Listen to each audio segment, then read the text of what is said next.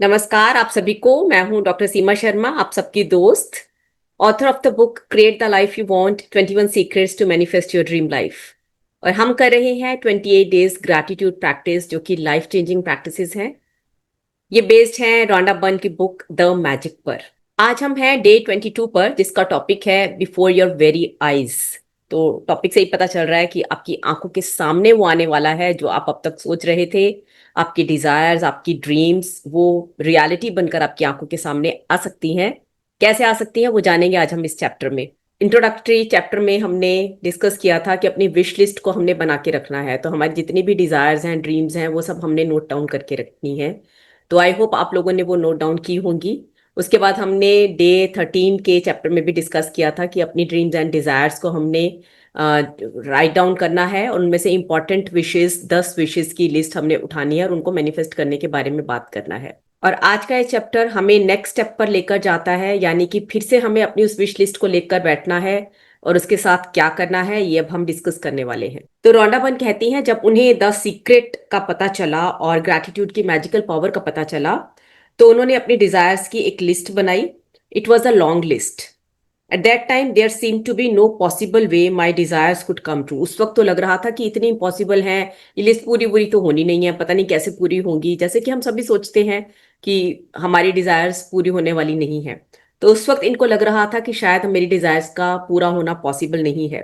कुछ भी हो, उन्होंने सोचा कि क्यों ना ट्राई किया जाए। ग्रैटिट्यूड की जो मैं प्रैक्टिस कर रही हूँ, अपने ये जो नियम मैं बना रही हूँ, उन नियमों को इन पर लागू करके देखती हूँ। Nevertheless, I took my top 10 desires and I carried them with me on a piece of paper every day. तो उन्होंने अपने टॉप 10 डिजायर्स को एक पेपर पर लिखा और उस पेपर को वो हमेशा पूरा दिन अपने साथ कैरी करने लगी। Whenever I had an opportunity, I would take out my list and read through it. तो जब जब उनको चांस मिलता था, जब टाइम मिलता था, वो उस लिस्ट को उठाती थी, उसे पढ़ती थी और बहुत ग्रैटिट्यूड करती थी, जैसे कि उनकी वो डिजायर पूरी हो चुकी है। हर डिजायर को बारी बारी से पढ़ती थी और फील करती थी कि उनकी वो डिजायर पूरी हो चुकी है और ग्रेटफुल हो जाती थी। With my number 1 desire, the desire I wanted more than anything else, I kept it constantly in my mind. तो वो बोलती हैं कि जो उनकी नंबर 1 पे जो उन्होंने डिजायर लिखी थी, वो ऐसी डिजायर थी कि वो बहुत इंपॉर्टेंट थे उनके लिए और वो बहुत दिल से चाहती थी कि ये तो जरूर पूरी हो जाए। तो उस डिजायर को वो हमेशा अपने मन में रखती थी, अपने दिमाग में हमेशा हावी रखती थी उसको।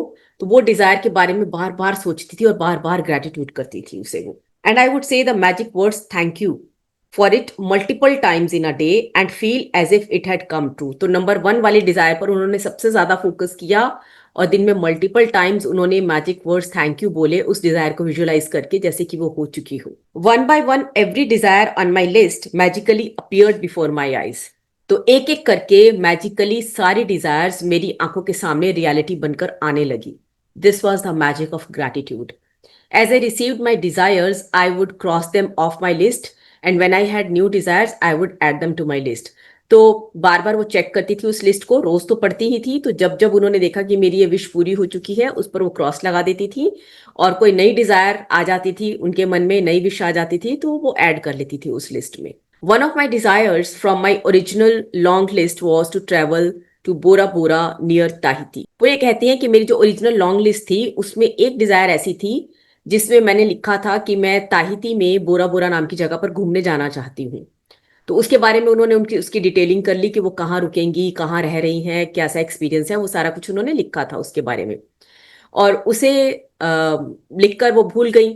लॉन्ग लिस्ट थी वो, टॉप 10 डिजायर्स वो उठा चुकी थी और वो जो बोरा बोरा जाने वाली डिजायर थी वो लॉन्ग लिस्ट में कहीं नीचे रह गई। तो वो कहती हैं कि वो विश आने वाले समय में उनकी पूरी हो गई और एक हफ्ता बोरा बोरा में बिताने के बाद, सेम जगह पर सेम लोकेशन में रहने के बाद, जब वो घर वापस लौट रही थी, तो उनकी जो फ्लाइट थी उसमें उनको एक मैजिकल एक्सपीरियंस हुआ। तो वो बताती हैं कि जब वो फ्लाइट वापस आ रही थी, ताहिती मेनलैंड की तरफ जा रही थी, वो रास्ते में वो पैसेंजर्स पिकअप करने के लिए रुकी वो फ्लाइट, क्योंकि वहां पर उसका स्टॉप था। उससे पहले वो कहती हैं कि वो फ्लाइट बिल्कुल खाली थी, लेकिन इस स्टॉप पर जब वो रुकी तो वहां पर बहुत सारे ताहितियंस चढ़ गए इस प्लेन में और वो भर गई पूरी तरह से। And they were so beautiful people. वो इतने चिपिंग, इतने हंसते मुस्कुराते और गप्पे मारते हुए, and they were very happy people. They were always in gratitude. वो खुश थे कि वो जिंदा हैं, वो खुश थे कि वो प्लेन में सफर कर रहे हैं, वो खुश थे कि वो सब आपस में एक साथ ट्रेवल कर रहे हैं, तो they had so many reasons to be grateful. तो उनको देखकर उन्हें बहुत अच्छा लगा and she too felt very happy. वो कहते हैं कि उनके आने के बाद इतना खुशनुमा माहौल हो गया पूरी फ्लाइट में, एंड शी फेल्ट कि वो उन लोगों के साथ जिंदगी भर ट्रैवल कर सकती हैं। ये तो एक शॉर्ट ट्रिप की बात है, but she could travel the whole world with all those people. तो उनसे उन्होंने एक चीज सीखी कि ये लोग क्यों खुश हैं। हैप्पी इसलिए हैं क्योंकि वो ग्रेटफुल हैं, ग्रैटिट्यूड में हैं। वहां से उन्हें याद आया कि मैंने भी तो बोरा बोरा में अभी ट्रैवल किया है, मैं भी तो वहां रह कर आई हूं, तो मैं भी उसे क्यों मैनिफेस्ट कर पाई, क्योंकि मैं ग्रेटफुल थी।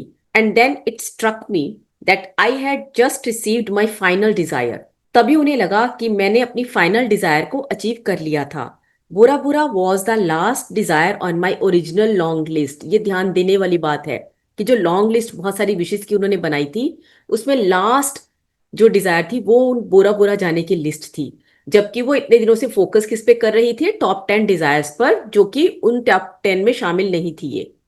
लेकिन जब ग्रैटिट्यूड करते करते टॉप 10 डिजायर्स के लिए जो वो ग्रैटिट्यूड कर रही थी, वो करते करते उनकी फ्रीक्वेंसी इतनी हाई हो गई कि लॉन्ग लिस्ट में जो दूसरी विशेष थी वो भी पूरी होने लग गई।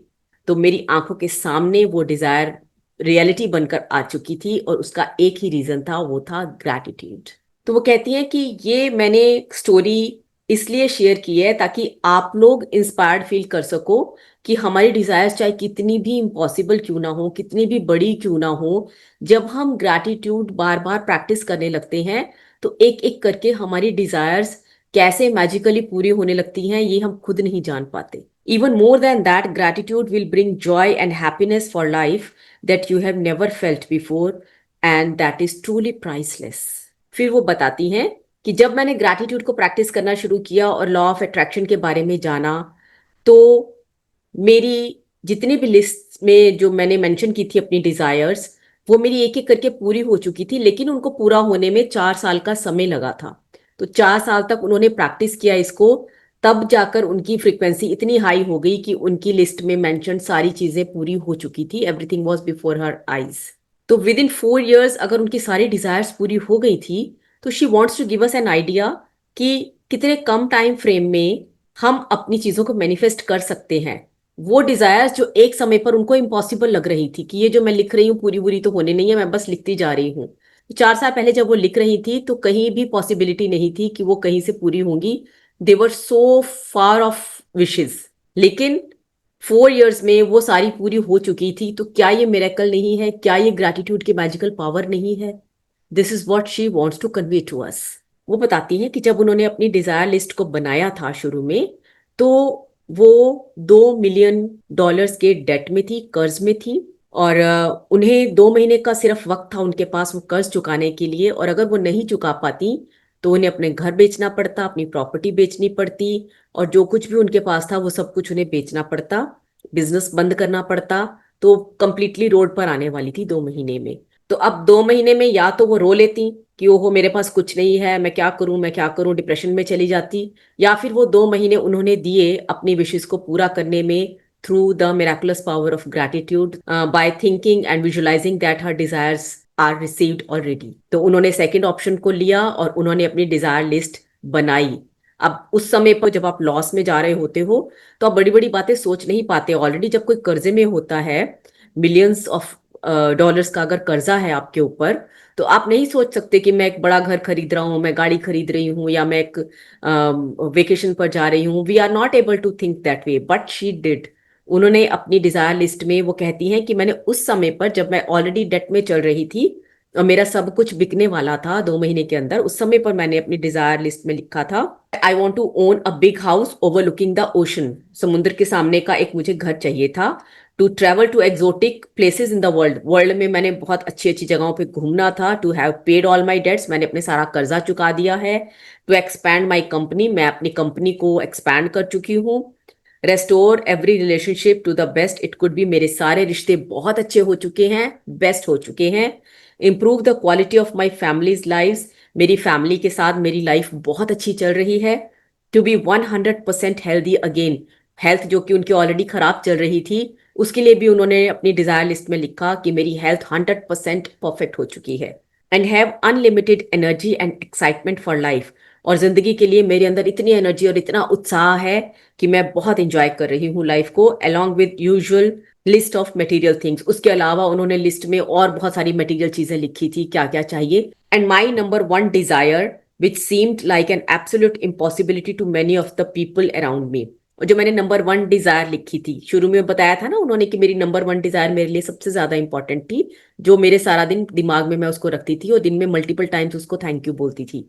तो वो जो नंबर वन डिजायर थी वो ये थी कि मैं अपने काम से मिलियंस ऑफ लोगों की लाइफ चेंज करना चाहती हूँ। मैं लोगों को बेनिफिटेड करना चाहती हूँ अपनी स्किल्स के द्वारा।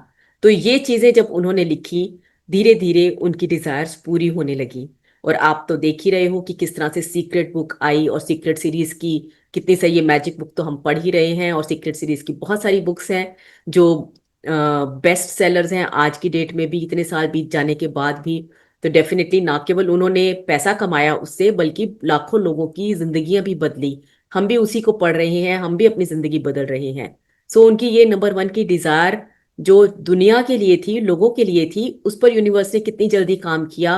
और उसके लिए जब रास्ते बनाने शुरू किए तो बाकी की डिजायर्स भी अपने आप अलाइन होती चली गई। The very first desire that I received was bringing joy to millions of people through my work. The rest of my desires magically followed, वो अपने आप पीछे आती चली गई बाकी की desires. And one by one as they appeared before my very eyes I cross them off my list. और जैसे जैसे वो पूरी होती गई मैं उन्हें लिस्ट में से काटती गई। So now it's your turn to use gratitude's magical power to make your desires appear before your very eyes. तो वो कहती हैं कि मैंने तो अपनी डिजायर्स को पूरा कर लिया ग्रैटिट्यूड को फॉलो करके। 4 साल लगे मुझे अपनी डिजायर लिस्ट को कंप्लीट करने में। अब आपकी बारी है। अब आप इसी नियम का पालन करके, इसी प्रैक्टिस को करके आप भी अपनी विशेष को पूरा कर सकते हैं। जैसे वो कर्जे में चल रही थी, उसके बाद भी उन्होंने हिम्मत करके लिस्ट में वो चीजें लिखी जो फार ऑफ ड्रीम्स थे उनके, लेकिन वो ड्रीम्स भी उनके पूरे हो गए। तो हम भी अपने फार ऑफ ड्रीम्स अपनी लिस्ट में लिख सकते हैं, उनके लिए हर रोज ग्रैटिट्यूड कर सकते हैं, हर रोज उन्हें विजुलाइज कर सकते हैं जैसे कि वो हो गए हो। तो हमारी विशेष भी जरूर पूरी होंगी। तो अब करना क्या है हमने कि at the start of the day हमने अपने टॉप 10 डिजायर्स को एक पेपर पर लिखना है। उस पेपर को अपने साथ रखना है, अपनी पॉकेट में या फिर अपने पर्स में रखना है। और दिन में कम से कम 2 से 3 बार उसे निकालना है, खोलना है, रीड करना है एक एक विश को। और उस विश को विजुलाइज करना है, 1 मिनट लगाकर आंख बंद करके सोचना है, जीना है उस मोमेंट को कि ये कंप्लीट हो चुका है। और ग्रेटफुल हो जाना है कि wow thank you so much. For example अगर मुझे एक बिग हाउस चाहिए, मैं एक बड़े विला में जाना चाहती हूँ, तो अभी के लिए मुझे लगता है कि फार ऑफ ड्रीम है, इतना कॉस्टली विला शायद मैं नहीं ले पाऊँ, but I can dream about it कि wow it's such a beautiful villa. आसपास उसके कितनी हरियाली है, चारों तरफ से सनलिट है, वो स्पेशियस रूम्स हैं उसके अंदर, और मैं उसमें कितनी लाइफ को एंजॉय कर रही हूँ। I am so happy in it, मेरी फैमिली और मैं, हम सब बहुत इंजॉय कर रहे हैं। और विला एक बड़ी अच्छी लोकेशन पर है, और ये वेल डेकोरेटेड है, लग्जूरियस है, बहुत ज्यादा क्लासी फर्नीचर है इसके अंदर। और ये बिल्कुल मॉडर्न तरीके से बना हुआ है। जो भी आता है मेरे घर में वो इसी की तारीफ करता है, वो बहुत खुश होता है। हर कोई कहता है कि आपके घर के अंदर आते ही एक बहुत अच्छी हाई वाइब्रेशन हम फील करते हैं, बहुत अच्छा फील करते हैं। And thank you so much I have got my villa, thank you so much I have got my villa. So इस तरीके से आप लोग भी अपनी विश को विजुलाइज करके उसके बारे में सोच सकते हैं, उसके बारे में थैंकफुल हो सकते हैं। तो हमने अपनी 10 डिजायर्स की लिस्ट पॉकेट में रखनी है। दिन में 2-3 बार उसको खोलकर पढ़ना है, एक एक विश के ऊपर विजुलाइज करके उसको थैंक यू बोलते जाना है हमने। और 2 या 3 से ज्यादा बार भी कर सकते हैं, मल्टीपल टाइम्स भी कर सकते हैं। जैसे उन्होंने अपनी नंबर वन डिजायर को मल्टीपल टाइम्स ग्रैटिट्यूड दिया था, वैसे ही हम भी अपनी किसी 1 या 2 विश को जो हमारे लिए सबसे ज्यादा इंपॉर्टेंट है आज की डेट में, हम उसके लिए मल्टीपल टाइम्स ग्रैटिट्यूड कर सकते हैं, मल्टीपल टाइम्स विजुलाइज कर सकते हैं। और फिर जैसे जैसे हमारी वो डिजायर्स हमारी आंखों के सामने अपीयर होती चली जाएंगी, पूरी होती चली जाएंगी, रियलिटी में कन्वर्ट होती जाएंगी, हम लिस्ट में से उसे काटते जाएंगे और नई डिजायर्स को ऐड करते चले जाएंगे। तो वो कहती हैं कि अगर आप भी मेरी तरह इमोशनल हो, तो जब आप अपने विश को काट रहे होगे उसकी कंप्लीशन के बाद, तो आपकी आंखों में ग्रैटिट्यूड के, खुशी के आंसू आने वाले हैं। क्योंकि वो विश जो कुछ समय पहले तक आपको इम्पॉसिबल लग रही थी, आज through the magical power of gratitude वो मैजिकली पूरी हो चुकी है। जब ये आप देखोगे तो इतना ज्यादा आपके अंदर इमोशनल आउटबर्स्ट होगा कि आप रो दोगे. So this is what we are suppose to do at the end of these magical practices. So आज हम अपनी 10 विशेस की लिस्ट को आज से ही कैरी करना शुरू कर देंगे अपने बैग में, और एक एक विश को पढ़ पढ़ के दिन में कई बार हम ग्रैटिट्यूड करते जाएंगे. This is what we have to do. So ये थी हमारी डे 22 की प्रैक्टिस. और अब मैं याद दिला देती हूँ डे 1 और डे 2 की प्रैक्टिस जो हमने हर रोज करनी होती है. हर रोज हमने काउंट योर ब्लेसिंग्स की प्रैक्टिस करनी होती है. अपनी 10 ब्लेसिंग्स को लिखना होता है, वो चीजें जो आज हमारे पास हैं. और डे 1 से लेकर आज तक हमने जितनी भी ब्लेसिंग्स को लिखा है सबको रीड करना है हमने, और एक एक को पढ़ के हमने लास्ट में thank you thank you thank you बोलते जाना है. उसके बाद रात को सोते समय हमने मैजिक रॉक प्रैक्टिस करनी है. बेड साइड पर जो हमने मैजिक रॉक रखी हुई है उसे हाथ में लेना है, दिन भर की अच्छी अच्छी घटनाओं के बारे में सोचना है और दिल से धन्यवाद करना है उनका. और उनमें से जो सबसे अच्छी घटना थी उसको विजुलाइज करके उसके लिए और ज्यादा खुशी और ग्रेटफुलनेस का अनुभव करना है और सो जाना है. और आज के बाद ये डे 22 की प्रैक्टिस को हम करना शुरू कर देंगे. देखते हैं इसका मैजिक हमारी लाइफ में कितनी जल्दी क्रिएट होता है. The more we are grateful the quicker this manifestation comes before our very eyes. तो यही आज का ये मैसेज था इस चैप्टर का. थैंक यू सो मच इसे मेरे साथ प्रैक्टिस करने के लिए. और आपकी विशेस जैसे जैसे पूरी होती जाएं आप नीचे कमेंट करके बताते जाइएगा मुझे, क्योंकि मुझे मालूम है आपकी लाइफ में मैजिक तो हो रहा है. तो हर छोटे छोटे मैजिक को आप एक्नॉलेज करें, यहाँ आकर बताएं, सो दैट यूनिवर्स में नो कि आप खुश हैं. जो कुछ आपको मिल रहा है आप उससे बहुत खुश हो रहे हैं, वो आपको और देना शुरू करेगा. तो मिलती हूँ कल नई प्रैक्टिस के साथ. तब तक आप मैनिफेस्ट करते रहिए, अपनी लाइफ में मैजिक क्रिएट करते रहिए. Lots of love and blessings to you.